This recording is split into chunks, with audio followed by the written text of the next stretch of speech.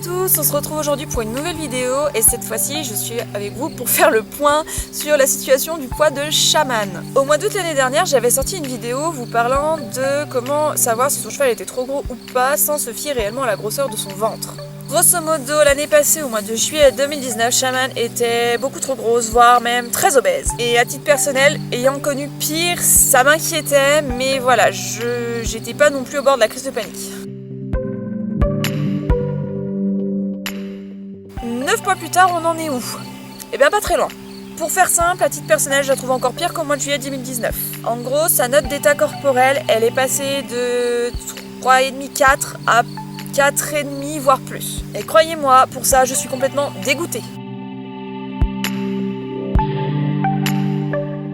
Pour que vous y voyez un petit peu plus clair et que vous compreniez ce qui s'est passé, je vous propose de visionner quelques graphiques, notamment concernant sa prise de poids. Parce que il faut savoir que moi, à titre personnel, pour à peu près gérer le poids de mes chevaux, je leur mesure le périmètre thoracique à peu près tous les mois. Et ce qui me donne un point de repère et ce qui me permet de voir en fait leur évolution. Je vous propose maintenant de regarder un graphique sur le poids de Shaman. Donc on peut voir qu'entre le mois d'août et le mois de janvier 2020, le poids de Shaman a augmenté, mais il a fini par se stabiliser un petit peu avant de réaugmenter très fortement au mois de février, pour redescendre ensuite assez fortement et recommencer à remonter au mois de mai. Comme je vous l'ai dit, je mesure tous les mois le périmètre thoracique de mes chevaux. Donc du coup là, cette fois je passe sur un graphique avec le périmètre thoracique de Shaman. Par rapport au graphique précédent, on peut voir donc la stabilisation entre le mois de novembre et le mois de janvier 2020. Et ensuite la grosse montée au mois de février. Et enfin la redescente pour la remontée au mois de mai. Le périmètre de Shaman fluctue beaucoup tout au long de l'année. Et je vais vous expliquer par la suite pourquoi ça fluctue autant. Mais sachez que ce n'est pas forcément un indicateur de poids, et c'est là tout le problème. Et on voit donc la limite de la méthode que j'utilise pour estimer le poids de mon cheval, qui est basée uniquement sur le périmètre thoracique et non pas réellement sur la masse graisseuse. Alors, effectivement, elle a beaucoup bougé, elle a beaucoup grossi aussi. À savoir que j'ai pas rien fait depuis début 2020, donc entre janvier et mars. On a repris un bon rythme de travail, elle bossait minimum 2 fois par semaine et après quand j'étais en vacances elle bossait un peu plus. Début mars 2020, comme vous le savez tous, il y a eu cette période de confinement qui a duré jusqu'au mois de mai.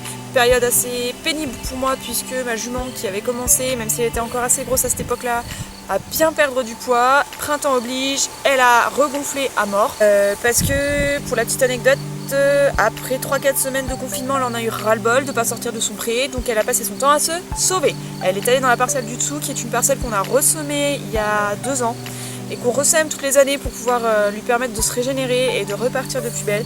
Et malheureusement, elle est allée dans cette herbe-là qui est très très riche, très très grasse.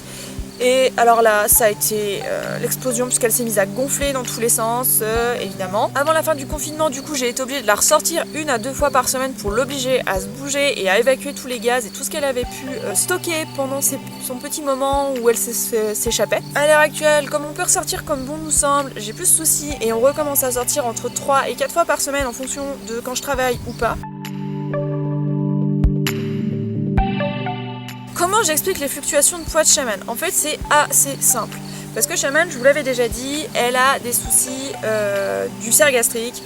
Et dès que l'alimentation est trop riche ou pas assez abondante ou que c'est pas de la bonne qualité, j'ai une jument qui se met à gonfler. Donc c'est pour ça aussi que son périmètre thoracique et son poids fluctuent pas mal. C'est-à-dire que comme je prends avec la mesure du périmètre thoracique, si elle est très gonflée, ça va forcément me faire un poids plus important. Alors qu'en fait, elle a peut-être pas forcément grossi. Quand on regarde le graphique, on voit qu'elle avait gonflé plus en février. Elle a eu une cure d'aloe vera qui est entre autres le facteur qui a fait qu'elle a dégonflé. Et en plus, ce qui m'a permis en fait au mois de mars d'avoir une jument avec un poids, du moins un périmètre thoracique global beaucoup mieux. Et ce qui fait qu'on a l'impression qu'elle a perdu énormément de poids, mais en fait c'est simplement qu'elle a perdu énormément d'air. Changement de pré mi-mars, donc pile 1 semaine ou 3 jours, je sais plus, après l'entrée en confinement.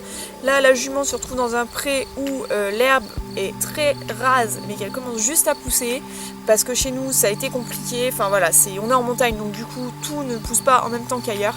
Et à ce moment-là, l'herbe était très riche, mais très courte, ce qui fait qu'elle a recommencé à prendre et au mois d'avril du coup forcément ça s'est connu sur la mesure que j'ai eue. Mais Le point positif, c'est qu'elle n'a pas regonflé, même si elle a regrossi, elle n'a pas regonflé. Donc là, j'en suis très contente parce que c'est quelque chose qui a été très compliqué à soulager, on va dire.